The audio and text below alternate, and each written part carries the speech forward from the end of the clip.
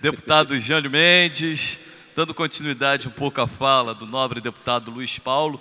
Estive ao lado dele, também esteve lá com a gente hoje o deputado Pedro Fernandes, e nós três acompanhamos hoje pela manhã esse seminário promovido pelo jornal O Globo e Extra, do Reage Rio. Aliás, primeiro dizer que essa casa, a Assembleia, se antecipou, né? No ano passado, realizamos o Supera Rio. O deputado Jânio Mendes, inclusive, coordenou lá com a gente em Cabo Frio. E aí eu acho que há um grande diferencial nessa questão. Eu fico muito preocupado com as discussões acerca das saídas para a crise do Estado, até porque quando criamos o Supera Rio, nós pensamos exatamente nisso, sair dessa coisa de explicar a crise. O porquê da crise, todo mundo sabe o porquê da crise. Agora, como superar a crise? Então, esse foi o primeiro ponto que nós tratamos. O Jornal o Globo, de certa forma, nesses seminários também trata dessa maneira. O único diferencial, e que eu acho que deve-se ter, é uma discussão com o olhar também do interior do Estado. Não se pode ter, única e exclusivamente, o olhar da capital, como se o Estado do Rio como um todo se resumisse à cidade do Rio de Janeiro.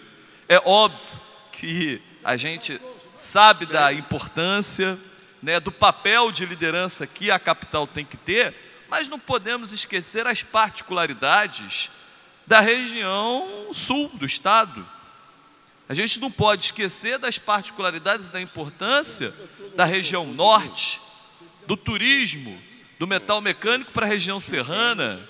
Não podemos esquecer da região dos lagos, muito menos esquecer até dos municípios da Baixada, que têm as suas características muito próprias. Então, discutir uma reação do Rio à crise sem olhar para o interior do Estado é um equívoco.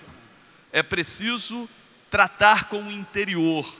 Aliás, é preciso fortalecer o interior, porque é no interior que existem inúmeras potencialidades, várias vocações que não são aproveitadas. E aí vem o que o deputado Luiz Paulo aqui falava, citando o exemplo da China. Novas tecnologias. E aí a gente tem que trazer dois apontamentos essenciais. A inovação tecnológica, ela se dá através da pesquisa.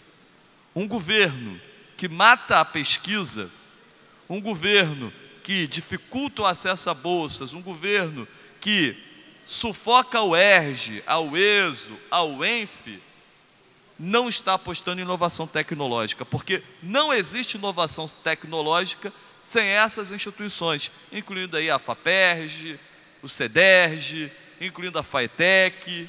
É necessário mão de obra qualificada e pesquisa, para que o Estado possa ter desenvolvimento econômico a médio e longo prazo. Infelizmente, esse governo até pode falar isso no discurso da inovação tecnológica, mas não a promove de fato. E aí a gente vem também para uma realidade nacional muito difícil, porque as medidas que vêm sendo tomadas a nível federal, pelo mesmo governo que sustenta o governo do Rio de Janeiro, ainda que não assine o programa de recuperação fiscal e fique enrolando, mas é o mesmo grupo, é o PMDB.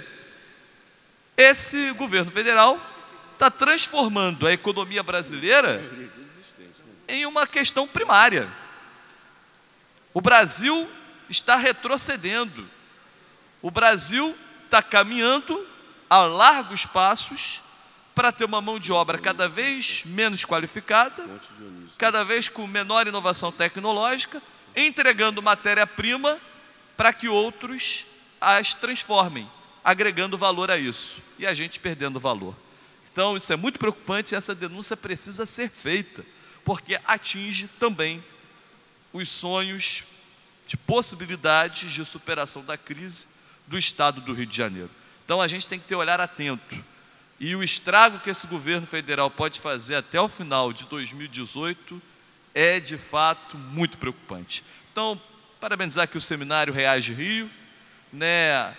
Não deixar de louvar esta casa, a Assembleia Legislativa, pela realização do Supera Rio no interior, indo ao interior do Estado, Cabo Frio, Itaperuna, Campos dos Goitacazes, Nova Friburgo e também na capital. Foram 5 seminários do Supera Rio, e que era a demonstração exatamente de que o Estado precisava superar a sua crise. O Reage Rio ficou restrito à capital e com alguns debates muito restritos à capital, que precisa ser olhada, mas não se pode esquecer todos os demais 91 municípios que podem salvar o estado do Rio da crise. Se você aplicar um pouquinho aqui e acolá, a coisa acontece, o estado é refundado, porque na verdade o estado do Rio precisa de fato de uma refundação, não só econômica, mas também uma refundação ética e moral.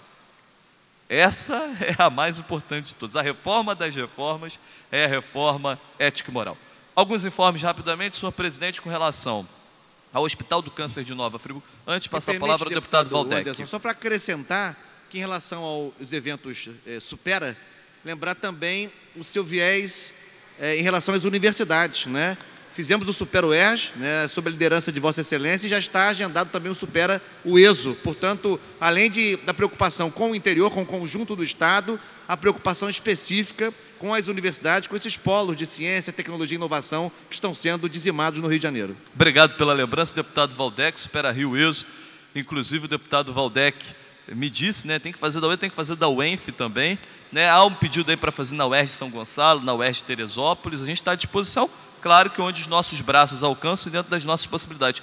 Mas interessante essa fala de Vossa Excelência, deputado Waldeck, porque justamente o Supera Rio, no interior, destacou-se. A saída para a crise está na inovação tecnológica. E aí várias questões de inovação técnica, desde o uso do sal da região dos lagos, porque fala-se muito em turismo, mas, por exemplo, o aproveitamento melhor do sal, né, que vai para a indústria. O deputado Jânio participou muito desse debate lá. Ou seja, olha que possibilidade, que grande potencialidade tem. No Noroeste falou-se de água mineral e de leite. E a gente discutiu tanto a questão da cadeia produtiva do leite, aqui está discutindo ainda, e há uma série de desdobramentos. E se inovação tecnológica é a saída para a crise, se coloca em crise, quem pode fazer a inovação tecnológica são as universidades. Por isso, casa-se muito a questão do Supera Rio com a UERJ, com a UENF, com a UESO, porque elas é que tem condições de, através da pesquisa, promover uma grande inovação tecnológica e saídas fantásticas para a crise, com reinvenções que são importantes.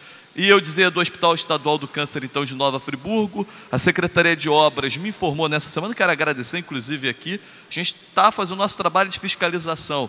E a Secretaria de Obras tem dado os retornos, e isso é importante, ainda que não tenha cumprido o prazo que foi acordado. O prazo acordado na audiência pública, uma semana para que pudesse entregar a documentação à Caixa. Infelizmente, até agora não entregou. Mas nessa semana, a CE Obras, através de contato telefônico, me informou que não entregou porque a Procuradoria do Estado barrou, e ela pediu que fosse feita uma vistoria novamente à obra, para poder soltar a documentação, para não ter problema também no andamento, ou seja, para a coisa sair correta como tem que ser. E aí me explicaram, e até divido essa informação, porque a obra do Hospital do Câncer de Friburgo ela tem um diferencial. Lá já existia um espaço, né, físico que está tendo reformas, mas há também a construção de 2 novos prédios. Ou seja, na lei de licitações, quando é uma obra de reforma, você pode ter um aditivo de 50%. Quando é obra nova, 25%. Então, a Procuradoria pediu que houvesse essa separação, com uma vistoria muito detalhada do que é reforma, e que pode ter 50% de aditivo, e do que é obra nova, que pode ter no máximo 25% de aditivo. Corrigido isso, eles mandam a documentação para a Caixa. O pessoal da EMOP esteve lá na unidade fazendo a vistoria necessária para trazer essas questões técnicas, e eles me disseram que provavelmente semana que vem sai a publicação no Diário Oficial, que permite então o envio desses documentos para a Caixa Econômica. Assim a gente espera, e eu ainda acredito, dentro do prazo ainda que atrasou já em mais 2 semanas, né, serão não uma, mas 3 semanas, se tudo der certo, ainda acredito que dê para começar as obras no mês de outubro. E últimos dias de inscrição do Parlamento Juvenil, do concurso da bandeira do Parlamento Juvenil. Termina inclusive no próximo domingo, às 11h59 da noite. Podem participar apenas alunos da rede estadual de ensino, do 6º até o 3º ano do ensino médio. Cada aluno só tem direito a um trabalho, se inscreve na internet, gera um número, esse número é o que vai identificar o trabalho de cada aluno, fazer um desenho sobre a bandeira, o campeão vencedor, que vai ser conhecido somente no final de novembro, na edição do Parlamento Juvenil, ganha um smartphone, um tablet e um notebook. E a escola vencedora, a Alerj estará premiando com um laboratório com computadores de última geração, a lousa digital ou quadro interativo inteligente, uma sala de vídeo completa e uma rádio interna. Muitas inscrições de todas as partes do estado do Rio de Janeiro e a gente está muito feliz pelo Parlamento Juvenil estar atingindo aí aos mais de 600 mil alunos da rede estadual de ensino, se tornando um dos maiores projetos de política pública voltado para a juventude. Obrigado, senhor presidente.